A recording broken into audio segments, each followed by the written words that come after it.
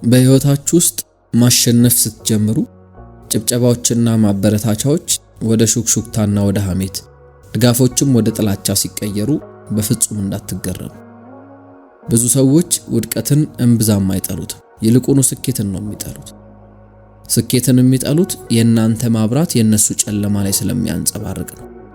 የእናንተ የከፍታ ሂደት የሚደረድሩትን ሰበብ ስለሚያስታውሳቸው ነው።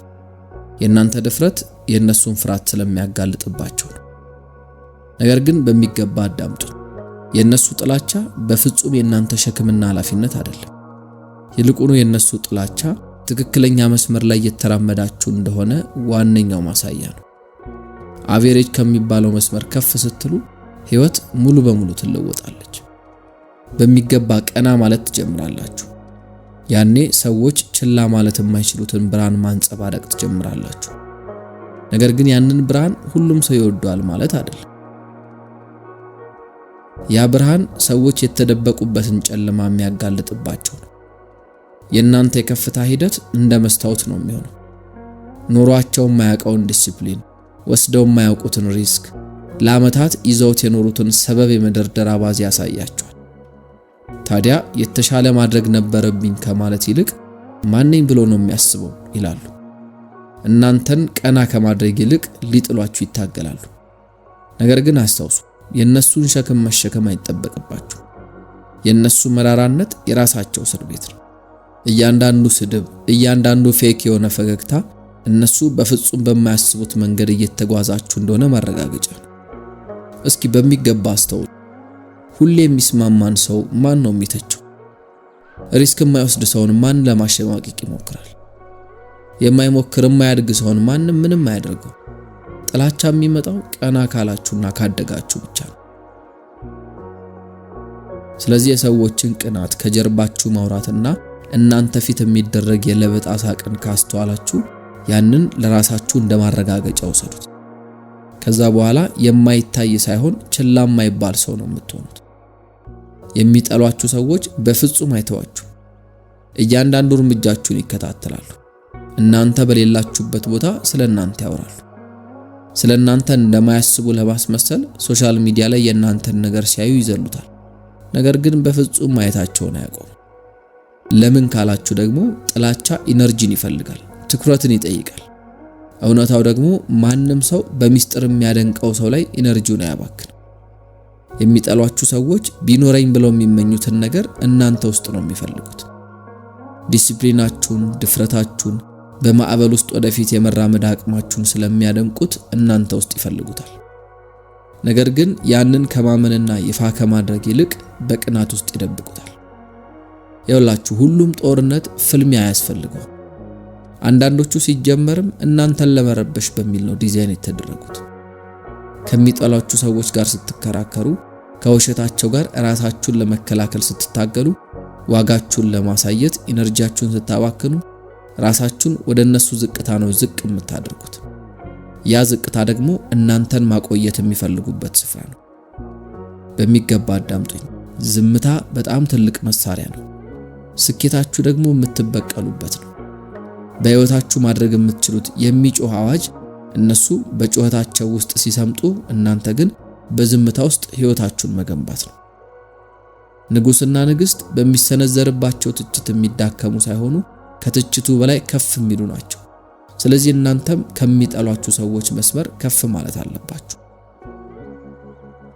እርግጥ ነው በሰዎች መጠላት ይጎዳል። ነገር ግን ውስጡ የተደበቀውን በረከት መዘንጋት የለባችሁ። ጥላቻ እውነቴን እየኖርኩ ነው፣ ህልሜን እያሳደድኩ ነው፣ በዓላማዬ ልክ እየተራመድኩ ነው ብላችሁ እንድትጠይቁ ያስገድዳችኋል። ታዲያ የዚህ ጥያቄ መልሱ አዎ ከሆነ የነሱ ጥላቻ ማረጋገጫችሁ ይሆናል ማለት ነው። ለደፋሮችና ለቆራጦች ብቻ በተፈቀደ መንገድ እየተራመዳችሁ ነው ማለት ነው። እንደ ነገሩ የሚኖሩ መሃል ሰፋሪ የሆኑ ሰዎች መኖር የማይችሉበት ግዛት ውስጥ ገብታችኋል ማለት ነው። ዓለም መሃል ሰፋሪዎችን ጠልታ አታውቅም። ሁሌም ቢሆን በዓለም ላይ የሚጠሉት ወደ ታላቅነት የሚራመዱት ሰዎች ናቸው።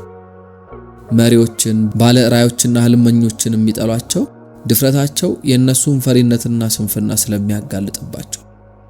ስለዚህ ልክ ሲጠሏችሁ በፍጹም እንዳትሰበሩ። ይልቁኑ ቀና በሉ፣ ከፍ በሉ። ያ ማለት የአንድ ትልቅ ታሪክ አካል ሆናችኋል ማለት ነው።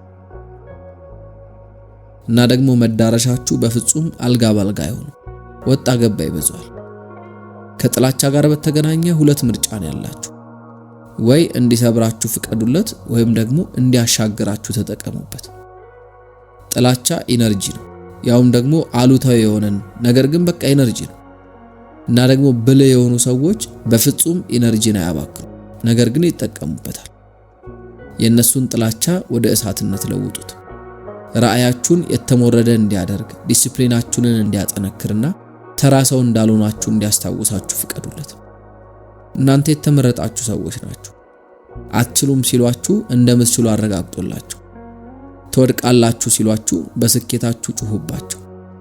ሲስቁባችሁ የሥራችሁ ውጤት ሳቃቸውን እንዲቀማቸው አድርጉ።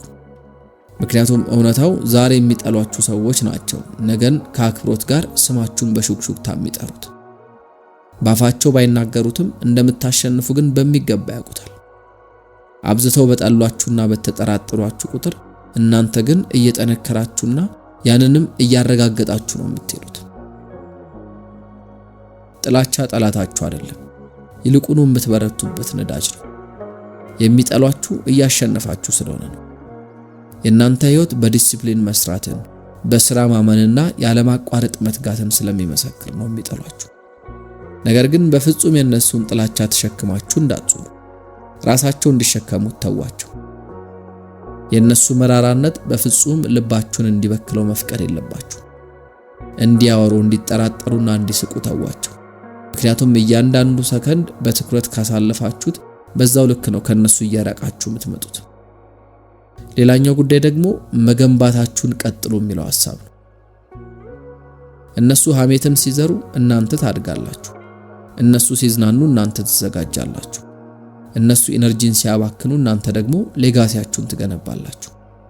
ያኔ የእናንተ ስኬት ከፍ አድርጎ የሚያሰማው ድምጽ ሁሉንም ሰው ጸጥ ያደርገዋል። ስለዚህ መራመዳችሁን ቀጥሉ።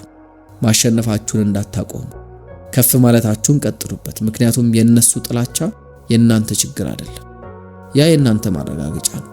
በፍጹም ማንም እንደማያስቆማችሁ ማሳያ ነው። በመጨረሻም የመዝጊያ ሐሳቦችን እናንሳ። እስኪ ይሄንን ነገር ከኔ ጋር አብራችሁ በሉ። እኔ ማሸነፌን እቀጥላለሁ በሉ። ምክንያቱም ይህንን ሐሳብ አንዴ ስታውጁት ዝም ብላችሁ እየተናገራችሁ ባዶ ቃላትን እየዘራችሁ ምናምን አይደለም። ይልቁኑ መንፈሳችሁ ቀና እንዲል ከፍ እንዲል ትዕዛዝ እያስተላለፋችሁ። ያ ትዕዛዝ ደግሞ ሁሌም በትኩረት ውስጥ ስለመቆየት፣ የፈለገው ነገር ቢመጣ ወደፊት መራመዳችሁን ስለመቀጠል። ስለዚህ እንዲጠሏችሁ ተዋቸው። የነሱ ጥላቻ ትርጉሙ አንድ ነገር ብቻ፣ ያም ደግሞ እስከ መጠላት የደረሰ ዋጋ ያለው ስራን እየሰራችሁ ነው ማለት ነው። ያ ደግሞ ለስኬታችሁና በትክክለኛ መንገድ ላይ ስለመሆናችሁ ማቅረብ የምትችሉት ብቸኛውና ወሳኙ ማረጋገጫ ይሆናል ማለት ነው።